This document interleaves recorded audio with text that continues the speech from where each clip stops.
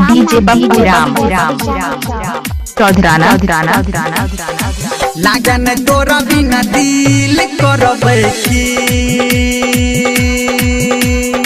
लागन तोरा बिना दिल करबै की। जब से गोरकी नहीं लड़ेला दिल के हमरा चैन उड़ेला, जब से गोरकी नहीं लड़ेला दिल के हमरा चैन उड़ेला। आवे नहीं रतिया के नींद करबै की,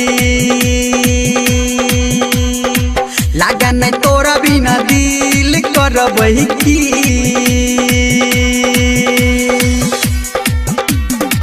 लागन तोरा बिना, लागन तोरा बिना दिल करबै की।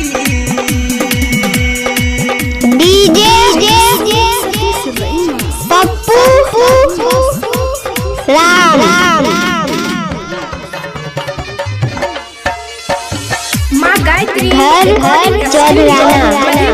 चूड़ी बाजार। आबै छ सपना में तू हमरा सताबै छै, तू कभी हंसाबै छै, तू कभी कनाबै छै, तू कभी कनाबै छै। आबै छ सपना में तू हमरा सताबै छै, तू कभी हंसाबै छै, तू कभी कनाबै छै, तू दिल के करार लेला छीन करबै की। लागन तोरा बिना दिल करबै की।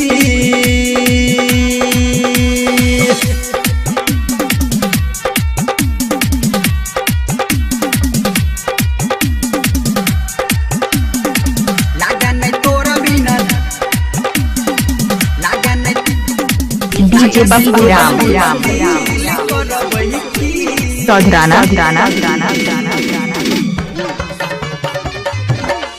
पप्पू राम का कॉन्टैक्ट मोबाइल नंबर 8476970003।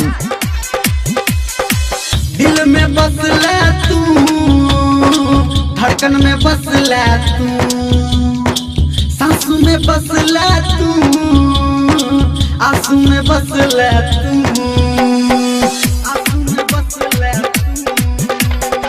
दिल में बसला तू, धड़कन में बसला तू, सांसों में बसला तू, आंसू में बसला तू।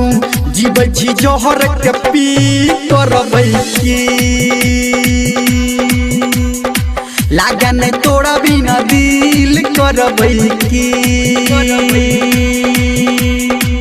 जब से गोरकी नहीं लड़ेला दिल के हमरा चैन उड़ेला, जब से गोरकी नहीं लड़ेला दिल के हमरा चैन उड़ेला।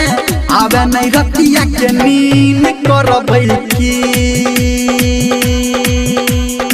लागन तोरा बिना दिल करबै की। बोल गे डीजे बप्पू राम